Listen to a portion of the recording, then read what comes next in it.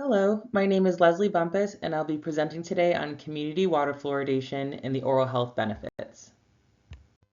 An overview of what will be discussed includes what are dental caries, what are the risk factors for tooth decay, demographics and prevalence, how to reduce risk for tooth decay, fluoride mechanism of action, history on water fluoridation, science behind fluoride, benefits of water fluoridation, halo effect, health effects, claims and evidence, environmental effects, and public health implications.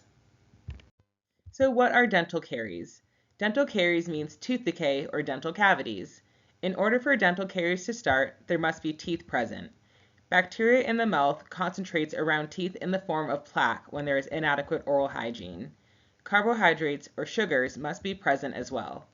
The bacteria in the mouth metabolizes the sugars in our diet, producing acid, which starts to dissolve the hard minerals in the teeth. Fluoride helps with putting the minerals back in the teeth, as well as stops the acid production from the bacteria in our mouths. Saliva is a protective factor that has a buffering capacity as well as antimicrobial properties. Individuals that have dry mouth, which can be caused by medications, head and neck radiation, etc., have an increased risk for tooth decay as they are lacking the protective antimicrobial properties that saliva provides. There are multiple stages of tooth decay. The tooth starts off healthy. Demineralization of the outer layer of the tooth, enamel, can still be remineralized with fluoride and proper oral hygiene and does not require a dental filling. If not treated, the decay will progress into the second layer of the tooth, which is called dentin. Once decay reaches the dentin, a tooth filling is needed. If the filling isn't done, the decay will progress into the third layer of the tooth, which is called the pulp. The pulp contains blood vessels and nerves that supply the tooth. Once the decay reaches the pulp, pain and infection will soon follow. A root canal or extraction would be recommended at this point. There are many risk factors for tooth decay, including a sugary diet of both food and beverages. The more frequent the snacking or sipping of sugary beverages, the more frequent the acid attacks from the bacteria in our mouths. The more acid being produced by the bacteria in our mouths as a result of metabolizing sugar or carbohydrates, the more minerals that will be lost from the tooth. Insufficient fluoride from toothbrushing and drinking water leads to inadequate remineralization of the tooth. Dry mouth increases the risk for tooth decay, and poor oral hygiene increases the risk for tooth decay as well. The plaque and bacteria must be physically removed by brushing teeth in the morning and at night for 2 minutes each time with fluoride toothpaste. Daily flossing helps with removing the bacteria found in between the teeth. When it comes to dental caries, there are certain populations that are disproportionately affected compared to others. These charts go over the decayed and filled teeth score, also known as DFT, for the age groups of 2 to 5 and 6 to 11 from the years of 1999 to 2004 compared to 2011 to 2016. In the age group 2 to 5, there is a decrease in the amount of teeth that are decayed or filled in both males and females, though male children have a higher prevalence of dental caries compared to female children. Mexican Americans have the highest amount of dental caries in this age group, followed by Black non-Hispanic, then white non-Hispanic. There was a decrease in dental caries in all three demographics when comparing the decayed and filled teeth in children in 1999 to 2004 compared to 2011 to 2016. Additionally, children with a poverty status of less than 100% of the federal poverty level was more than twice as likely to have dental caries compared to children that were greater than 200% federal poverty level. Similar data was noted when evaluating the prevalence of dental caries in the permanent dentition of children aged 6 to 11. Male children had a slightly higher prevalence of tooth decay compared to female children, and there was a reduction in both groups when comparing the prevalence of dental caries in children from 1999 to 2004 compared to 2011 to 2016. Mexican American children were affected at the highest rate, followed by Black non-Hispanic children, then white non-Hispanic children. There was also a higher prevalence of tooth decay noted in this age group with children with a poverty status of less than 100% federal poverty level compared to children with greater than 200% poverty level. Overall, when comparing all age groups, sex, race, and ethnicity, and poverty status, there has been a decrease in the prevalence of dental caries when comparing the years 1999 to 2004 to 2011 to 2016.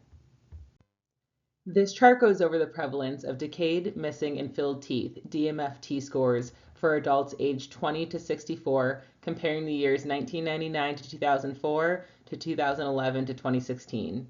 Male adults had a slightly lower percentage of decayed, missing, and filled teeth compared to female adults. White non-Hispanic adults had the highest prevalence of dental caries, missing, and filled teeth, followed by Black non-Hispanic adults, followed by Mexican Americans.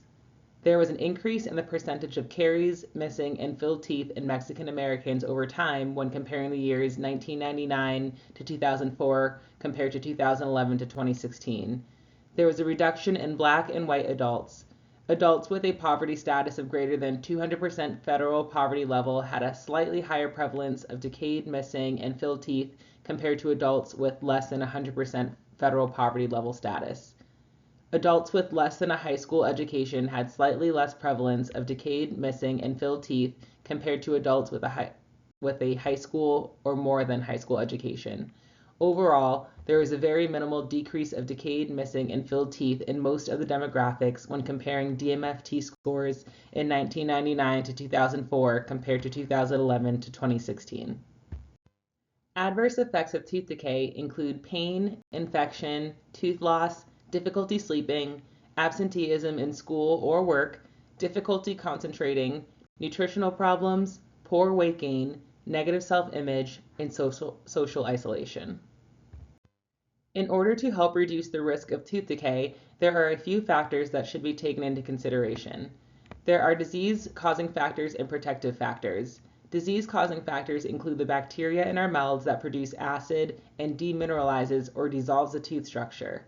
The absence of saliva is a risk factor for dental caries.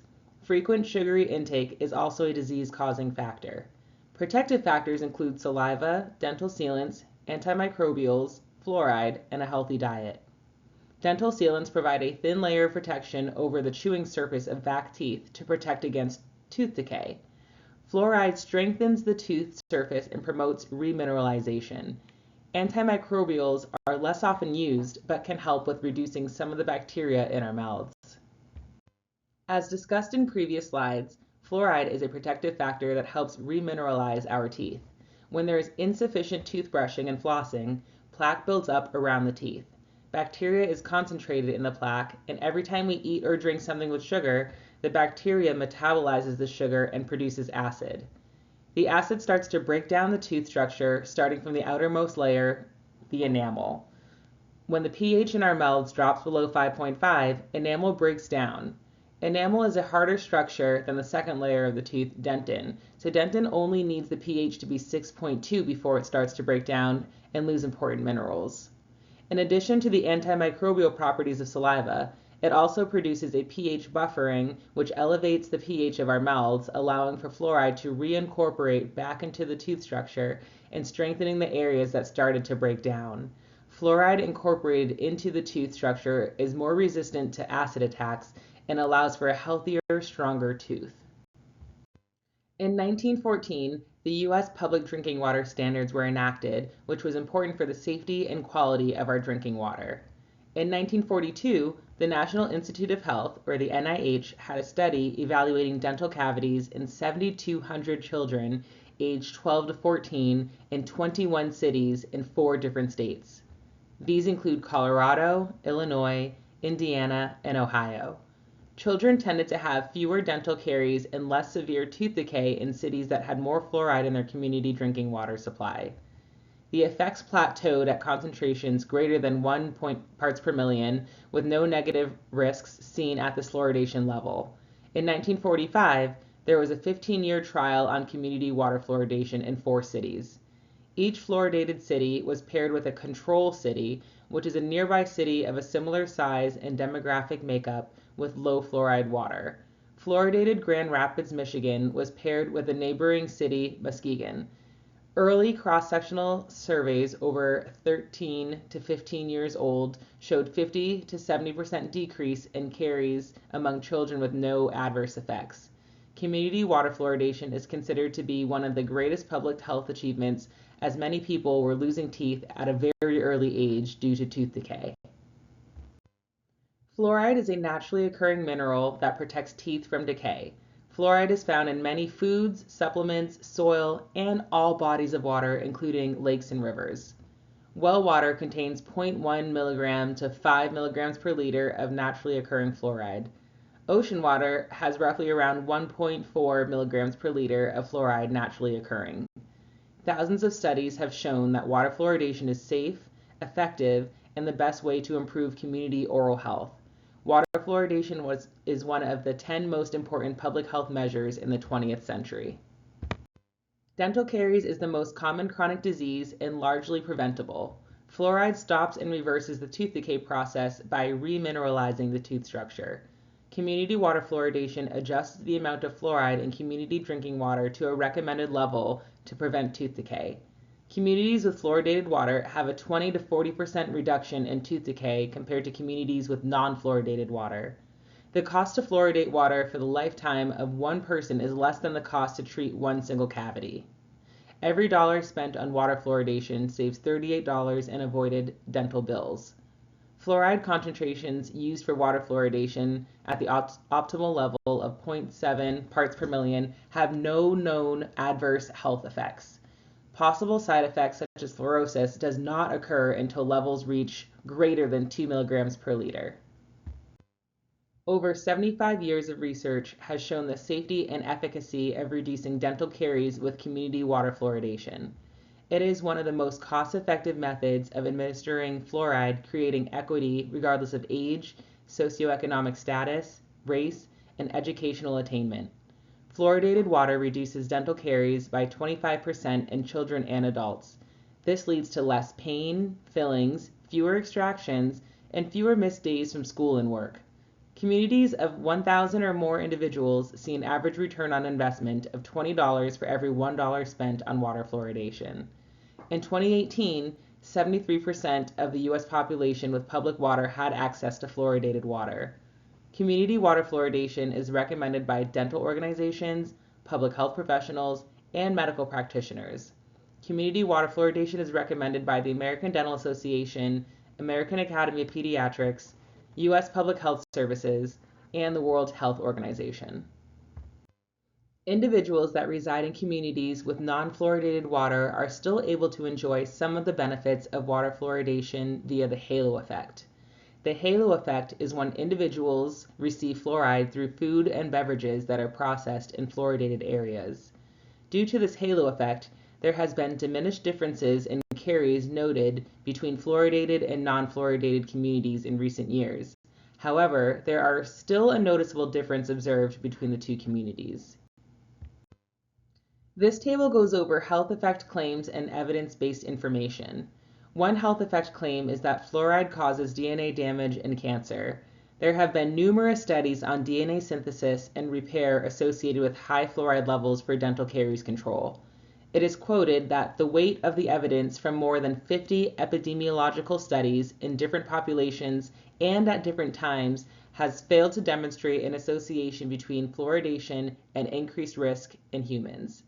There has been no association between secondary bone cancer among cancer patients in counties with 25 to 75% water supply fluoridation and communities with greater than 75% fluoridation. Scientific studies also evaluated time trends in bone fracture before and after water fluoridation, and there was either no association or a negative association with optimal community water fluoridation and bone fractures. Studies have also been done to evaluate reproductive health, fetal development, and Down syndrome regarding water fluoridation, and there has been no adverse effects noted with community water fluoridation at optimal levels of 0.7 parts per million. Animal studies show significantly high doses of fluoride of 100 to 500 milligrams per liter, showing adverse effects on reproduction. However, that is significantly higher than the 0.7 milligrams per liter in our community drinking water. Studies have shown that the rates of Down syndrome is comparable in fluoridated communities compared to non-fluoridated communities. Current studies have also shown that there is no evidence to indicate that exposure to community water fluoridation has negative impact on children's health, behavior, or IQ scores. Regarding neurological claims such as Alzheimer's disease, there has been no association found between drinking community fluoridated water and Alzheimer's disease.